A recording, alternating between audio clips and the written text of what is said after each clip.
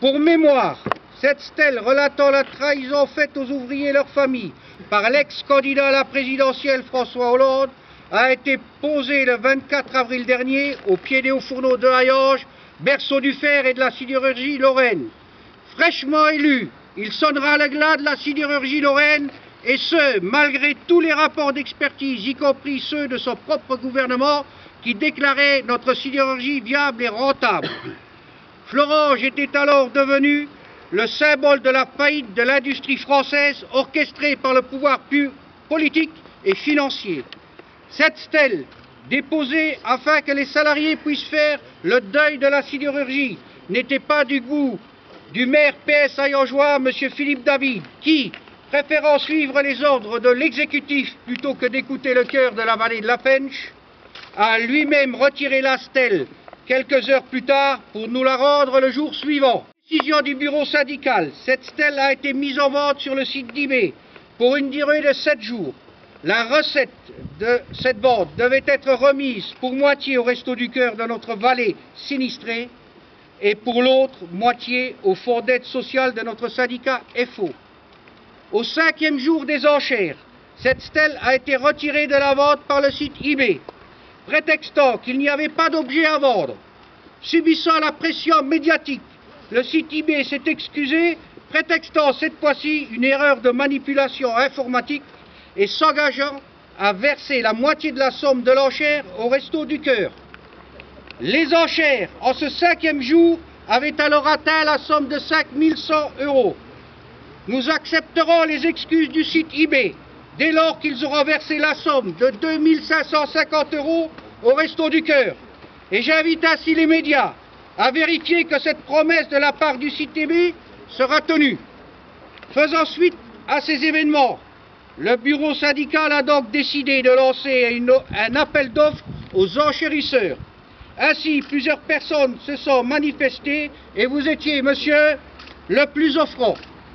À partir de cet instant, la stèle vous appartient. Je tiens à vous remercier pour votre don au Resto du Cœur.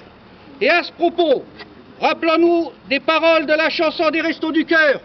Aujourd'hui, on n'a plus le droit ni d'avoir faim, ni d'avoir froid.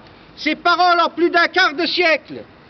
Et force est de constater que notre société, notre pays, qui se dit l'un des plus riches et évolués du monde, n'en finit plus de fabriquer la précarité.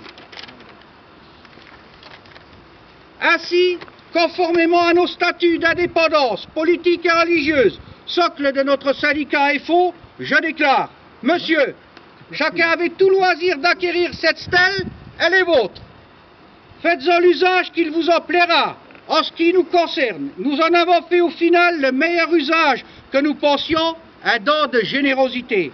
Vous avez sûrement une cause à défendre et je vous invite à l'expliquer à l'ensemble de la presse. Ainsi, sur ce sujet, nous n'avons à FO plus rien à en dire. Monsieur. J'ai moins de voix. Coucou, tiens-la bien parce que c'est pas très... Ouais, pas qu'elle tombe, hein. Après on pourra plus la revendre. Bonjour à tous. Je vais vous lire une lettre ouverte que j'ai écrite au président de la République. Monsieur le Président, cette cérémonie de remise de stèle est chargée de symboles. Premier symbole, cette demeure des Devindel, les maîtres de notre sidérurgie pendant des siècles, mais qui a aujourd'hui cette particularité. Elle appartient désormais aux enfants de la Fensch, grâce à 2 entrepreneurs, fils d'ouvriers, tous 2 issus de l'immigration, comme nous tous ici d'ailleurs, et qui ont fait le serment de ne jamais enfermer les grilles en l'achetant, pour que chaque enfant du pays puisse s'y sentir chez lui. J'espère que vous vous sentez bien. Deuxième symbole, ce jour. Ce jour, c'est aujourd'hui que l'administration militaire doit remettre ses conclusions au tribunal administratif dans l'affaire Augias, ministère de la Défense. Troisième symbole, cette pierre que vous voyez ici. Stèle funéraire sur son recto, dont l'épitaphe est gravée dans le marbre. Pour l'éternité, car nous ne pouvons pas changer les erreurs du passé. Mais pierre d'union sacrée sur son verso, dont le message d'espoir est simplement collé sur le marbre, pour le futur. Car nous, Français, restons maîtres de notre destin, Et cela, il me semble que notre gouvernement ferait bien de ne jamais l'oublier. Nous, ouvriers, nous, patrons de PME, nous, élus locaux, sommes debout, jour après jour, et nous affrontons la réalité. Français de gauche, d'extrême gauche, de droite, d'extrême droite, représentants d'organisations syndicales ouvrières, patronales, rappelons aujourd'hui à ceux qui nous gouvernent et qui se font enseigner par leurs conseillers spéciaux le prix de la baguette tous les 3 mois, cette parole de Winston Churchill. Il ne sert à rien de dire « nous avons fait de notre mieux », il faut réussir à faire ce qui est nécessaire. Ces hauts fourneaux que l'on peut admirer ici et qui font notre fierté n'auraient jamais dû s'éteindre. Skylander, projet magnifique qui aurait dû devenir une pépite de plus pour notre région, a licencié ses derniers salariés au moment même où vous annoncez un plan industriel pour le développement de l'avion électrique.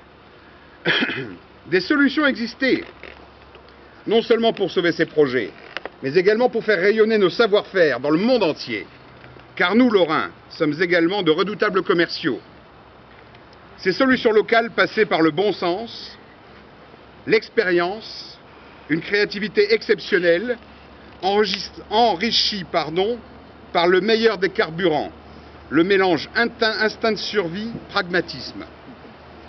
Malheureusement pour nous, les arbitrages, entre parenthèses, terme hype utilisé dans les ministères mais qui se traduit chez nous par « je tranche », se sont faits par des autistes du monde de l'entreprise.